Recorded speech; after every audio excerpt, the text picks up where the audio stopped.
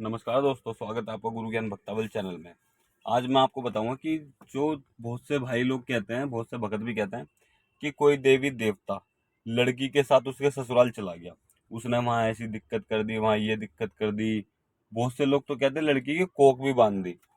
ठीक है, कई बार ऐसा होता है लड़की के टाइम की कोख बांध देते हैं, कई बार ऐसा होता है लड़के के समय की कोख बांध देते हैं।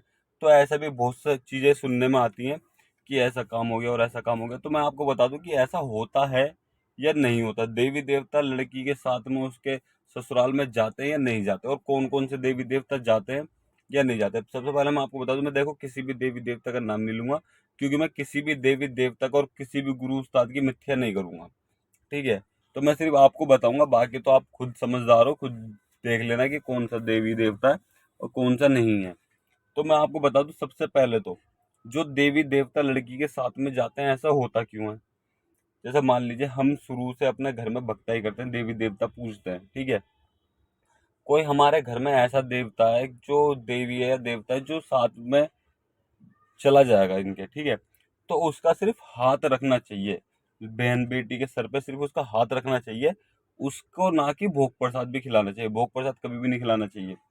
और अगर 1% तुम भोग प्रसाद खिला रहे हो, कोई भी परेशानी नहीं है। छोटे बच्चे होते हैं, बड़े हो जाते हैं, तो उनको शुरू से घर की आदत रहती है कि भाई भोग प्रसाद खाना है। उन्होंने खा भी लिया, तो उनके घर के व्यक्ति रोक सकते हैं उस देवी या देवता को कि सामने वाले के लड़की के ससुराल में ना जाए। कोई भी परेशानी नहीं होती, बहुत ही आसानी से रुक भी जाते। लेकिन बहुत से व्यक्ति उसको खुद भी रोकना नहीं चाहते, और बहुत से व्यक्ति को क्या होता है, रोकना तो चाहते तो रुकते नहीं है। वो क्यों नहीं रुकते, उन्हें तरीके नहीं पता होते। क्योंकि क्या होता है, फेरों से पहले ना देवी देवता को हाथ रख के उतार लिया जाता है कि भाई बाबा जी आज से तू यहीं रह, और इसको दूसरे घर जान दे, वहां की है अब। ठीक। और फिर जो लड़के के ससुराल वाले लड़के के घर वाले होते हैं, वो अपने देवी देवता को हाथ पल्ला रखते हैं। तो वो जो देवी देवता का हाथ पल्ला होता है, छोटे जैसा, मतलब कि कुछ देवी देवता जो लड़की के साथ में चले जाते हैं, उनको हटाने के लिए अलग से क्रियाएं होती हैं, जो वो वापसी वहीं रुके, ना कि दूसरों के घर जाएं। तो उनको अपनाओगे तो वो वहीं पर रुक जाएंगे। ऐसा कोई भी नहीं होता कि देवी देवता ना रुके। एक बात बताओ, वो दूसरे के घर जाएंगे तो दूसरे घर वाले के घर, दूसरे के घर में कोई परेशानी होगी, कोई दिक्कत होगी, वो क्या करेगा, देवी देवता को गाली बकेगा। तो देवी देवता गाली नहीं सुनना चाहते, मैं आपको पहले ही बता दूं। देवी देवता राजी हो जाएंगे, वो मान जाएंगे, वो अपने स्थान पर रुक जाएंगे, वो लड़की के घर नहीं जाएंगे। बहुत ही छोटे से उपाय होते हैं, छोटे छोटे उपाय होते हैं हर देवी देवता के।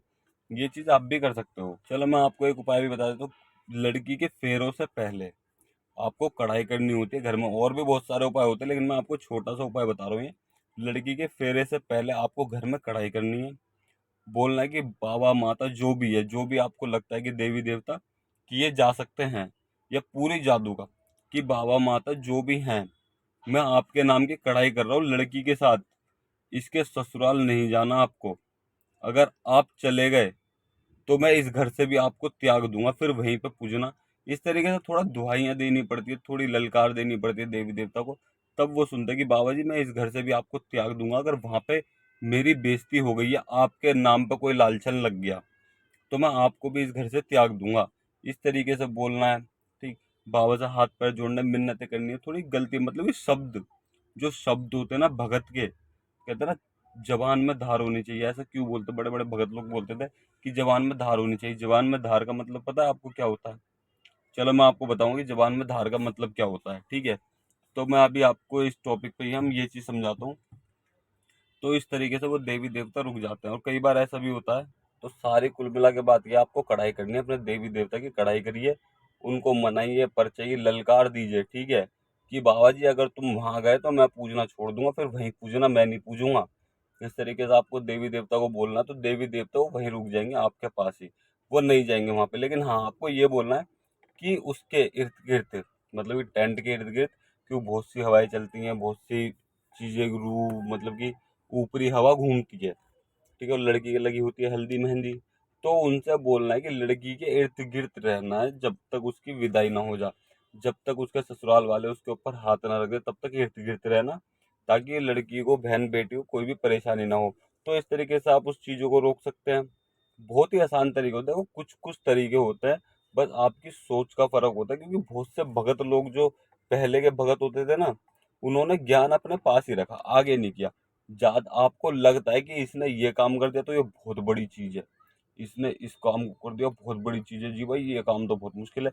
लेकिन वो छोटे से तरीके से वो काम हो जाता है, बस आपको तरीके मालूम होने चाहिए और उसका विधि विधान पता होना चाहिए कि किस काम को किस तरीके से करना है, और आप बहुत ही आसानी से कोई भी काम करवा सकते हो।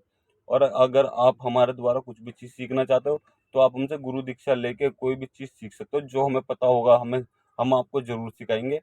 सीखने के लिए आप हमें हमारे इंस्टाग्राम चैनल पर हमें फॉलो कर सकते हैं। इंस्टाग्राम आईडी हमारी गुरु ज्ञान भक्तावल के नाम से। आप इस पे हमें मैसेज कर सकते हो और हमसे संपर्क कर सकते हैं। इंस्टाग्राम आईडी हम आपको डिस्क्रिप्शन में लिंक भी दे देंगे। और अगर आपको हमारे द्वारा दी गई जानकारी अच्छी लगी हो तो वीडियो को लाइक करें, चैनल को सब्सक्राइब करें और बेल आइकन दबाएं, ताकि हमारे द्वारा दी गई जानकारी आप तक समय पर पहुंच सके।